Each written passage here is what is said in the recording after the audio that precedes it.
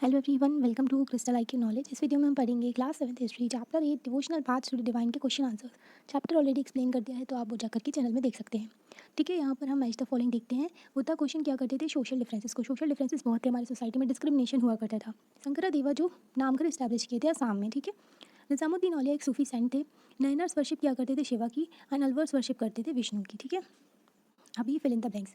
शंकरा ना अद्वैत की फिलॉसफी दी थी उन्होंने। रामानुज इन्फ्लुएंस थे अलवर्स से। ठीक है, अलवर्स जो कि विष्णु के फॉलोअर्स थे। ठीक है, बासवाना अल्लमा प्रभु एंड अक्कमा देवी एडवोकेट किया करते थे वीर शैवम को। बादनपुर जो था ये इंपॉर्टेंट सेंटर था भक्ति ट्रेडिशन महाराष्ट्र में।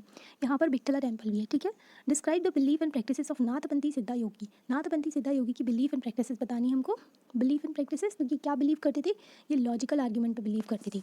मतलब कि जो कि जिसमें लॉजिक हो, ठीक है, जिसका पीछे कुछ रीज़न हो, ऐसी आर्ग्यूमेंट किसी भी चीज़ की उस पर बिलीव करते हैं। ठीक है, तो ये लोग क्रिटिसाइज़ करते थे जो इतने सारे रिचुअल्स थे उनको, जो other expect of conventional religion. Convention मतलब कि जो चले आ रहे हैं जो रिलीजन, उसमें इतने सारे रिचुअल्स थे, और जो सोशल ऑर्डर था, जो डिस्क्रिमिनेशन था ना, वर्ण सिस्टम, तो उसको भी ये ना क्या करते थे, अपोज करते थे। ठीक है, क्रिटिसाइज़ करते थे। They believe that the path to salvation, जो कि मुक्ति का मार्ग है, मोक्ष का मार्ग है, वो मेडिटेशन में है। ठीक है, मेडिटेशन करने में, ध्यान लगाने में, जो अल्टीमेट रियलिटी है, फॉर्मलेस निरंकार जो गॉड है उनके लिए। ठीक है, तो उनका ध्यान लगाने में, and realisation of oneness with it. ठीक है, advocate intense training of the mind. तो ये लोग बोलते थे कि इंटेंस ट्रेनिंग करनी चाहिए माइंड की एंड बॉडी की थ्रू, योग आसना के थ्रू कर सकते हैं, ब्रीथिंग एक्सरसाइज एंड मेडिटेशन। ठीक है, तो ये हो गया। अभी कबीर के आइडियाज़ देखते हैं। ठीक है, नाथपंथी सिद्धा योगी की देख लिया हमने। The major ideas expressed by Kabir. His teachings were based on complete, indeed vehement rejection of the major religious tradition.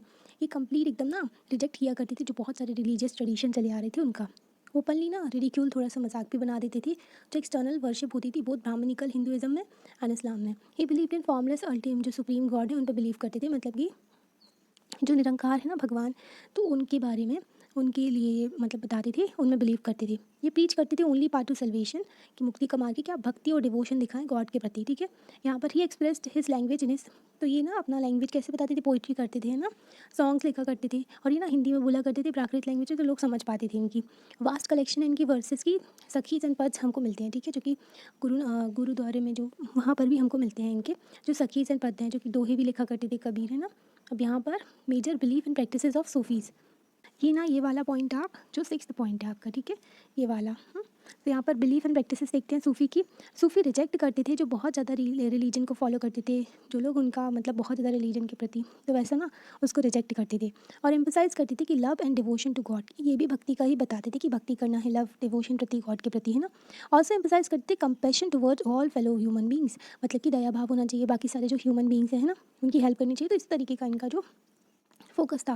Reject करते थे आइडियल्स वर्शिप को, जो मूर्ति पूजा है उसको रिजेक्ट करते थे सूफीज। एंड सिंप्लीफाइड रिचुअल, बहुत सिंपल रिचुअल हुआ करते थे वर्शिप की। कलेक्टिव प्रेयर्स, मतलब साथ में आप प्रेयर करिए। ठीक है, बिलीव इन मोनोथिज्म, मतलब कि एक भगवान पे बिलीव करते थे, और submission to one God. Reject करते थे इलेबोरेट, बहुत ज़्यादा जो रिचुअल होते थे ना उसको रिजेक्ट करते थे। And codes of behaviour demanded by Muslim religion, जो मुस्लिम रिलीजियस स्कॉलर्स थे ना, तो उन जो लोग क्या करते थे, कोड्स ऑफ बिहेवियर मांगते थे। ठीक है, मतलब कि एक बिहेवियर बना दिया वैसे ही रिएक्ट करना, वैसा वैसा, तो ना उसको भी रिजेक्ट करते थे ये। अब इनका ना एक और मेथड इन्होंने डेवलप की थी, आप इसे देख के लिख लेना। ठीक है, यहाँ पर ये क्या था, एलेबोरेट मेथड इन्होंने डेवलप की थी, ट्राइंग यूजिंग जिक्र। जिक्र था जिसका मतलब होता था चैंटिंग करना, भगवान का नाम जपना, है ना, और जो कंटेम्पलेशन, जो कि विचार करना, है ना, ऐसे। और समाज, सिंगिंग, रक्स, डांसिंग हुआ करता था, सिंगिंग करना, है ना। तो इस तरीके से आप भक्ति का और ये ना पैराबल्स डिस्कस करना, ब्रीथ कंट्रोल करना अंडर द गाइडेंस ऑफ पीर। ठीक है, तो ये इनका मेजर फॉर्मूला था, ये लोग ऐसे भक्ति किया करते थे। ठीक है, अब यहाँ पर why do you think the teachers rejected prevalent religious belief and practices.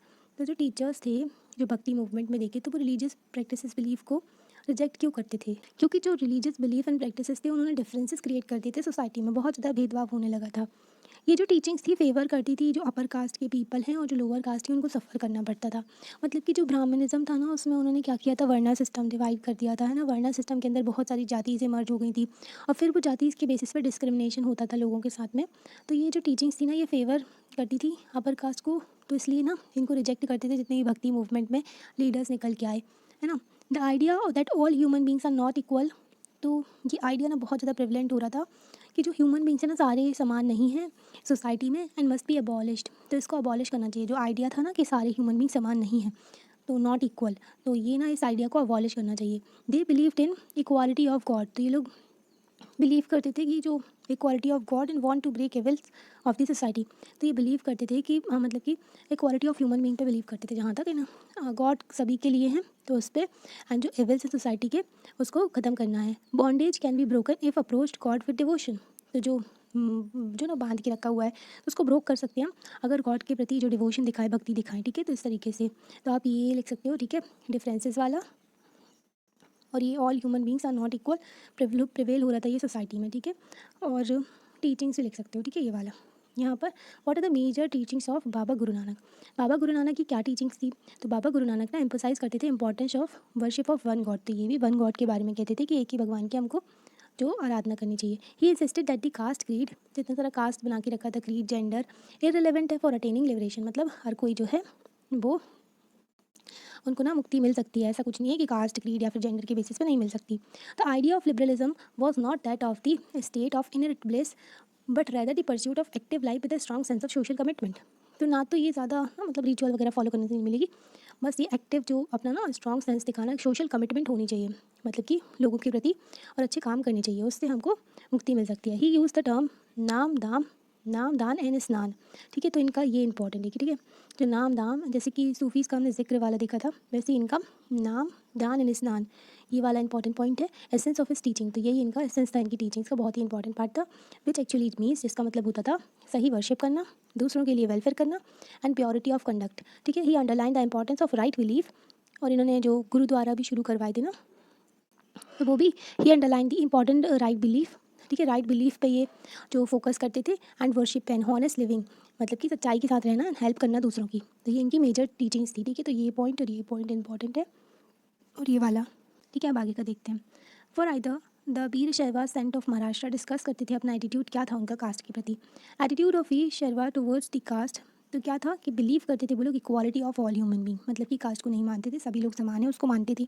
They believe against the Brahmanical they were against sorry, तो ब्राह्मणिकल आइडियाज़ के अगेंस्ट थे, and about caste and treatment of women, ठीक है। तो जैसा किया जाता था ना सोसाइटी में, उसके अगेंस्ट थे। They wish for a society, तो वैसी सोसाइटी के लिए विश करते थे कि जहाँ पर ऑल बैकग्राउंड के लोग हैं हारमोनी के साथ रह सकें शांति से, and without any feeling of high and low, rich and poor, बिना किसी फीलिंग के जो हाई लो, अमीरी गरीबी चलती है तो उसके बिना रह सकें। तो यहाँ पर दिया हुआ है, why do you think ordinary people preserve करते थे मेमोरी मीराबाई की। मीराबाई एक राजपूत प्रिंसेस थी, उन्होंने मैरी, जिनकी शादी हुई थी मेवाड़ में एक रॉयल फैमिली में, पर उनको कोई इंटरेस्ट नहीं था इन सब में, तब उन्होंने छोड़ दिया था। और ना वो भक्त थी किसकी, कृष्णा जी की, है ना। ऑर्डिनरी पीपल उनकी मेमोरीज़ को प्रिजर्व करते हैं। उनके जो सॉन्ग हैं, क्योंकि वो ओपनली चैलेंज करते थे जो नॉर्म्स थे अपर कास्ट की, ठीक है। अपर कास्ट में जो इतने सारे नॉर्म्स बना के रखे थे ना, तो उसको चैलेंज किया करते थे, ठीक है। चैप्टर हो गया है कंप्लीट। आप बता सकते हैं, लाइक करके चैनल को सब्सक्राइब कर सकते हैं और अपने फ्रेंड्स के साथ शेयर भी कर सकते हैं। Thank you.